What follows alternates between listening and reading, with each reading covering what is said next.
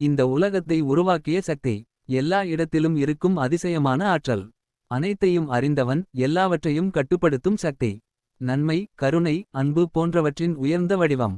இது ஒரு தெரியாத சக்தி, ஆனால் அதன் செயலை நாம் உணர முடியும். 2. இந்து மதத்தில் கடவுள் பல வடிவங்களில் இருக்கிறார்.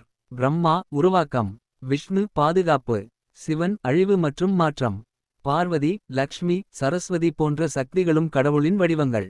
இவர்கள் அனைத்தும் ஒரே பரம்பொருளின் பல உருவங்கள் என்று இந்து மதம் கூறுகிறது.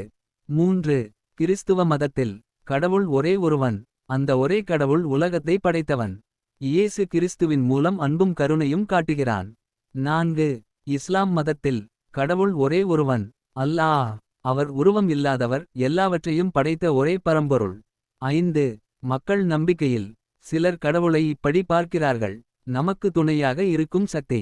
நாம் உதவி கேட்கும்போது நம்மை காப்பவன். நம்முள் இருக்கும் நல்ல மனசே கடவுள். சுருக்கமாக, கடவுள் என்பது நாம் பார்க்க முடியாத போதும் நம்பிக்கையால் உணரலாம் என்று மக்கள் நம்பும் உயர்ந்த சக்தி.